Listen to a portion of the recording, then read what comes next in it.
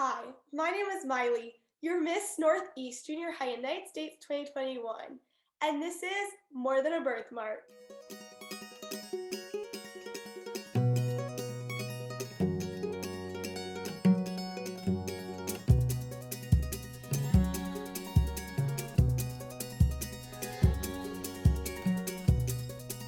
Welcome to More Than a Birthmark, the web series featuring individuals with birthmarks to raise awareness and share some fun facts about this amazing community. My name is Miley, and today I am joined by Ryan Barnes, a public affairs specialist for the U.S. Army and freelance artist. Thank you so much for joining me today, Ryan. Hello. Oh, wow, there we go. Now I can see you. Yeah, okay. Cool. So how are you doing? Doing good. I was just doodling and stuff. That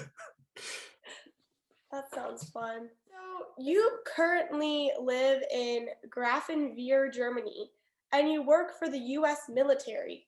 How long have you been stationed in Germany?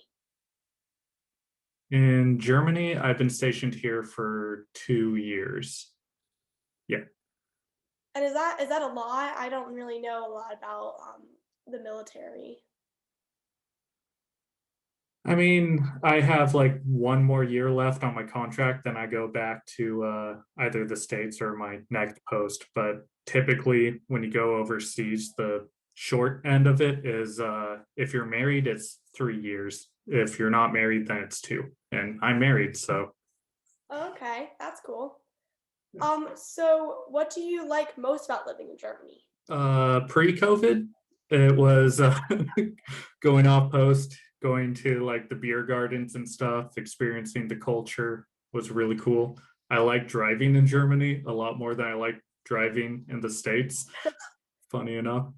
Um, so if someone were to come visit you, where would you take them? Are there any interesting tourist attractions?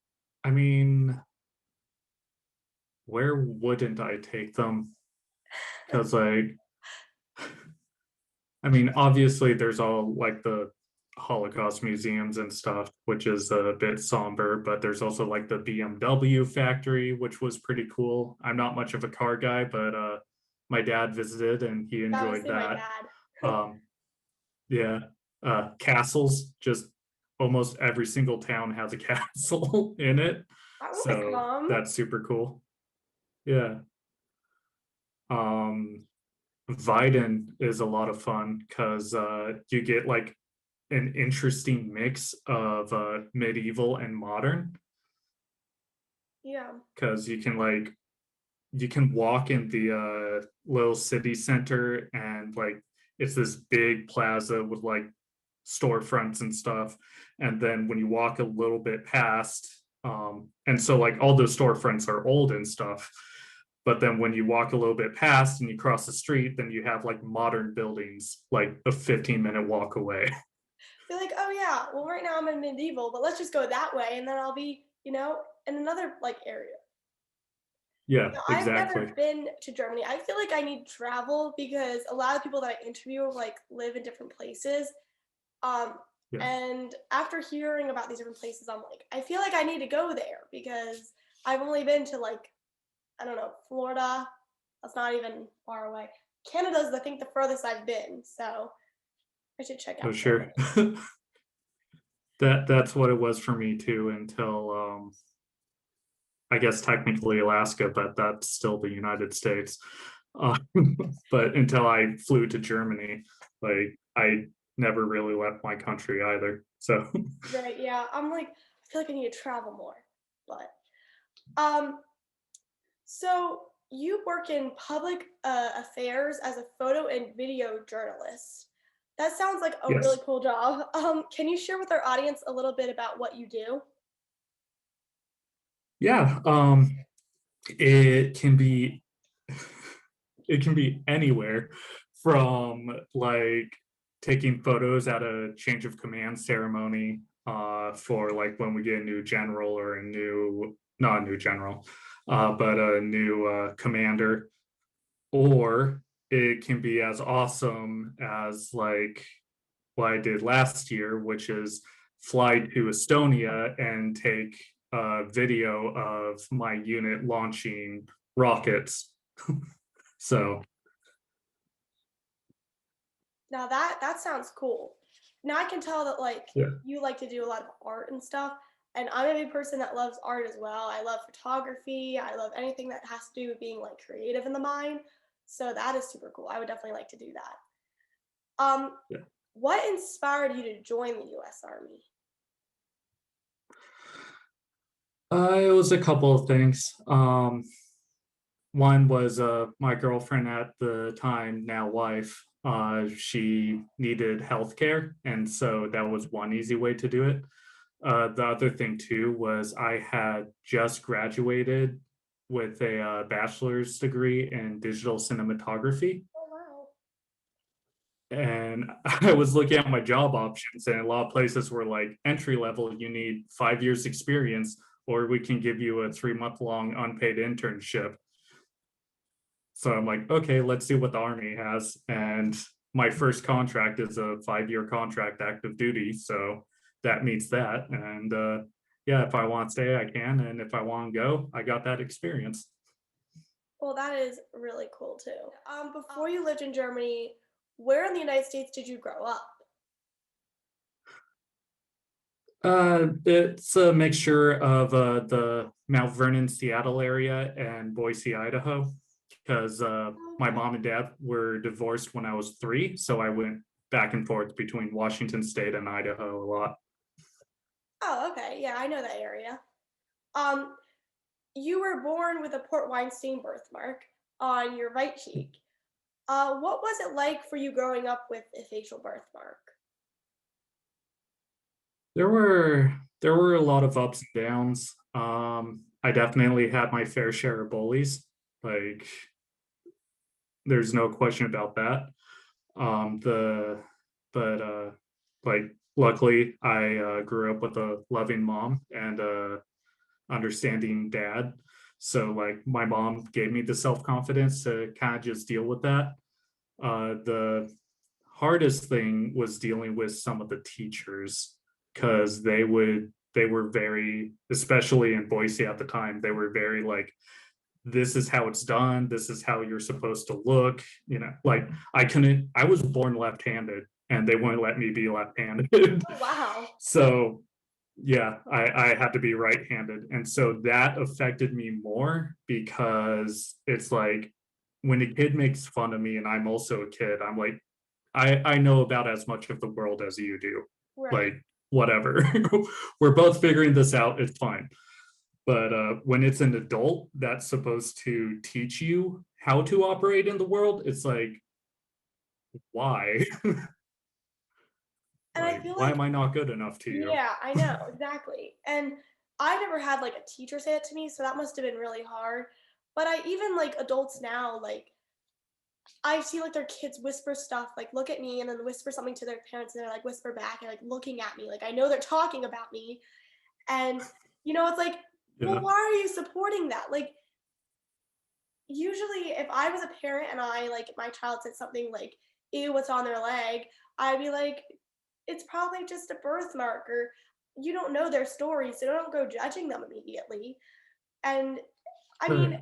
I agree with you. Like if a child, if like my friend, well, no, not my friend, obviously not my friend, but if someone were to judge me in my school, they're the same age as me. They're growing, they're learning too. But as an adult, it's a lot harder because you're like, really? Because I Yeah. thought you would like know better not to bully people as an adult. Yeah, you're supposed to help me. Right, Like, is you're this supposed the to be the one world that supporting you're me. trying to show me? Exactly. Yeah. So your Instagram profile is called Ryan Angel Kissed. I know an angel Yeah. kiss is another name for a birthmark. What was this your nickname growing up? No. My when I was a kid, my nickname growing up was Rye Guy, but no, it's a name that I developed fairly recently when I decided to fully embrace that identity. Right. And yeah, my mom used to always say, because I was like, when I was younger, I'd always ask, what's on my leg? What's on my leg? I would like repeatedly ask her, and she was always like, it's an angel's kiss. And I'm like, see, Because like then I would talk to my friends and they're like, "What's your leg?" I'm like, "Oh, it's just a really big angel's kiss." So Yeah. yeah, it's definitely a great way to refer to it because it just like makes you show that like I'm special, like I have something different and unique about me, and I can call him angel's kiss. It's just I had a similar experience when I was flying back to Boise once as a kid. And I was flying by myself because post 9/11 nonsense. But uh, these two adults were talking to me about my birthmark, one of them being like, "Oh, well, in China it's a good luck sign, like whatever." And the other one is like, birthmarks are where an angel kissed you. And I just looked up at her and I'm like, my angel must have had really big lips. yes. You're like, or they Yeah. kiss me a lot. Yeah, they might have had one too many glasses of the of wine. A little too much of the holy. But yeah, Yeah. and like I just like when people refer to it that way because a lot of people sometimes choose to refer to it in me nicknames, like you said, and it's just nicer. Um, Yeah. so I love how you're an advocate for individuals with birthmarks and support the notion that everyone has the right to choose whether or not they seek treatments or use makeup to lighten up or cover up their birthmark. For our audience who may not understand this debate when it comes to facial birthmarks, can you explain this issue? So going back to when I was growing up and adults being far worse than other children, I had a lot of authority figures and doctors actually approach me and try to force me to decide to get it removed, using threats like, I won't ever be able to live a normal life, which, what does that even mean? Yeah, you know, to like, I might get Sturge-Weber syndrome, which at this point in my life, if my research is correct, there's no chance of it at this point because I'm past that age line. right. To like threatening that one day my birthmark could kill me. And that's a lot to live with when you're like 6, Right. Like if someone looked at you like, eh, you know? it may kill you, but you know, if you don't get rid of it. Yeah. Yeah. It's like you're going up to a 6-year-old and saying this. Right. Like, really? So yeah, so I'm a huge advocate on other people choosing and making an informed decision because unlike when I was growing up, we live in an amazing information age, for better or for worse, but you can definitely get a lot more information about your own condition and make the right choice for you, you know? Right. And So some people have to get it because it might be affecting them in certain ways, and other people might want to keep it. You know what I mean? It just depends on the person and what they're going through. So I think that's like totally a personal choice. And I'm sorry that people would come up to you and like tell you that. That would have made me feel very uncomfortable. I would have been like, so how's your day? yeah, no, but luckily my mom was an amazing person. And so she was not afraid to tell them to back off when I made my decision. I made my point clear. And she's like, okay, you need to go now. Right. We love the mama Like, bears. it's my kid, it's his face. Right. Leave him alone. His choice, not yours. So, in Yeah, addition exactly. to your position with the US military, you are also a freelance, I don't know if it's freelance artist, I think that's how you say it. Um, at the end of Yeah. this interview, I'm going to share some of your incredible transformations you have drawn using photos of individuals with vascular birthmarks. What inspired you to start creating these illustrations of the birthmark community? So I've been being in the arts and stuff, and especially not going the traditional art school route. I've been kind of struggling to find my way with doing freelance work and trying to turn art into a full-time job. And so finally, I looked under my nose, or rather on my cheek, and saw an answer there for the type of art that I could make that would actually connect with people. Right. And my first idea was I could just go to like Google and search like port wine stain birthmarks and draw people from that. But I'm like, it might be cooler to actually reach out to some of these people and make a genuine connection with them, and then they can, spread that image. And I'm also spreading awareness and representation. Yeah, I think it's super cool because I've seen a lot of people that I know, getting these transformations, and I'm like, that is so cool seeing them in like a cartoon kind of way. Oh, Oh, there it here's is. Pixel. Wait, what's its name? Pixel. Pixel? Oh, hi, Pixel. Yep. Hi, buddy. Oh, He's just gonna rest here for a little bit. I love Pixel. Yeah, but, you know, yeah, I think it's super cool because I was looking at them and I'm like, wow. Um, so I really feel like your artwork is an opportunity to spread awareness about birthmarks as well as show the true beauty of individuals who have them. I know you have a lengthy wait list from the birthmark community for commissions. Do you have an idea in mind as to how you would like to promote these images? I mean, what I've been doing so far is I've been using appropriate hashtags and whatnot on my posts, but it's mostly just been connecting with people. Because another thing I do in my free time is I help other artists out, and there's a lot of like creative people who go online and they think, oh, I'm just going to start creating videos on YouTube, and then the algorithm is going to pick me up, and then the money's going to roll in. It's like the algorithm doesn't care about you. Yeah, you yeah, know, I've been there. It- you're using a website for free, which means your information is the product. So the algorithm that exists is there to try to make that company more money. So what you got to do is you connect with the people, and then the algorithm will follow and promote you more. Right. And, I used to do like vlogging when I was younger and, all that stuff. And I'm like, why is there like no followers? And then like, I don't know, some like random Yeah. creator has like millions and, it's very hard to like, especially on like YouTube to like be found. So that's definitely like a great way. And yeah, hashtags definitely. I know posting on Facebook on well, not just Facebook, but like the groups, I guess, because then more people will see you. Yeah. It's definitely a way. And that is something else that I love that they have right now is a group because I know like back then they didn't have a lot of people to reach out to. So Right. if someone is watching Go today for and it. would like you to create a cartoon illustration, how could they purchase a custom portrait? So I'm working on my Ko-fi page right now for as a platform for commissions, and that actually functions kind of as a more advanced version of Patreon.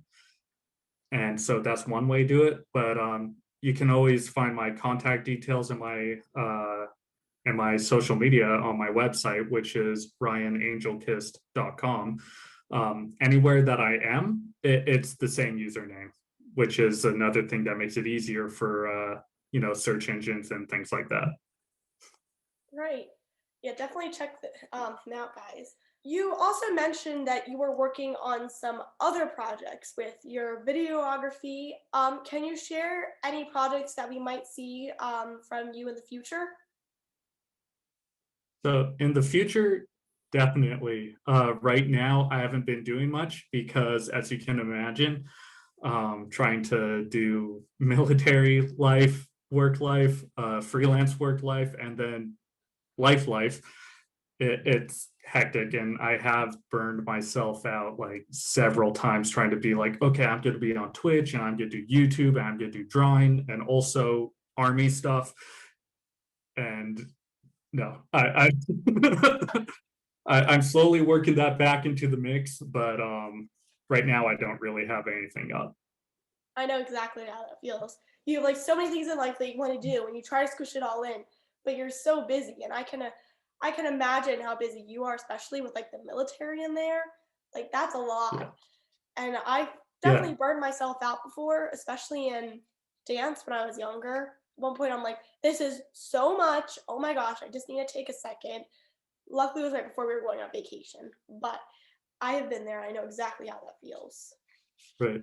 And then like Twitch was a especially interesting one too, because I used to schedule Twitch to do it like once or twice every week. And then I wasn't really thinking about it until like I took a operation security class. And I'm like, if somebody wants to figure out whether or not I'm going out on deployment or a mission, I'm letting them know just with my Twitch streaming schedule. You know what I mean? And so Yeah, it's like, oh, cool. So now I can't even do that on a yeah. consistent basis. I just have to do it once in a while when I can. You just be like, all right, Twitch now. Oh wait, all right, wait, we gotta find a spot to do this. I know exactly how that feels. Yeah. Um, so now you mentioned that you are a gamer. So I'm sure that this is a Mhm. question that will not be hard for you. If you had a magical superpower, what would it be and why? Oh God. There's a lot with that, but I don't know. I guess flying. It might sound like a bit of a cop out one, but it's just I personally have always liked not only travel but being able to if I need to get out of a place because I'm very much introverted, if I feel too peopled out, I like the idea of I can just fly somewhere more secluded and just hang out there. No, I like that answer. I love that answer actually. I think flying would be super fun, especially like you're like a bird because you're not like inside. Like when you're like in a plane flying, it Yeah, wouldn't be as fun as just be able to like be like, all right, peace out, guys. I'm going somewhere. You know what I mean? yeah, Now, are you into exactly. like I don't know what you're into or not, but do you like Marvel? I do. I do like Marvel. Spider-Man is my favorite superhero. Yes, I do love Spider-Man. Yeah, we were watching Actually, got a little Spider-Man bobblehead. oh my gosh, I love that. Look, so tiny. Oh, it's so tiny. Where does one get that? I think this I got at a like a little toy drop-off thing, but I also have a I'm not wearing it right now and I don't know why and I don't know where it is, but I actually have a Spider-Man cardigan that Oh, looks like the design of the old 90s Spider-Man costume. that's really cool. So I yeah. think my brother would really like that. He definitely would be good friends with you because he loves like all that. What's your favorite video game? I mean, it really depends. Like I'm a variety gamer, so I can do anything from like playing Kingdom Hearts to Call of Duty to Overwatch. I actually really like Overwatch for its cooperative competitiveness. But yeah. It sounds like my brother. That's really cool. Before we end our interview, is there anything additional you would like to share with our viewers today that we did not cover, or is there a message you want to share about others with your story? That is a very good question. I mean, there's just so much to cover, but ultimately, like whether it's going into a career path that's not um, super understood, like an art field, or whether you're trying to decide like whether or not you should get your birthmark removed, ultimately it all boils down to you gotta do what's right for you and you gotta be your best self as you go on. So like no judgment. Like if you want to wear makeup to cover up the birthmark and that's what you want to do, like that's what you do. And that's totally fine and that's okay. Like just don't hide your spark from the world and don't let anyone else try to hide it for you. Well, that was awesome. I feel like that should have been like a motivational speech, man. Thank you for Yeah. that.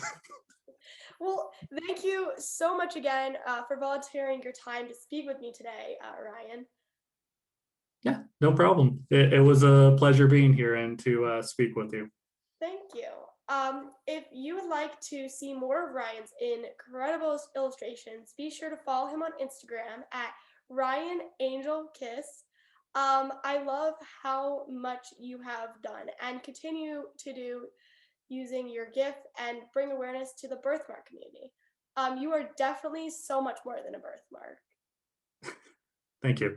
You too. Thank you. Have a good day. You too. And the rest of your Bye. day, I guess. Bye.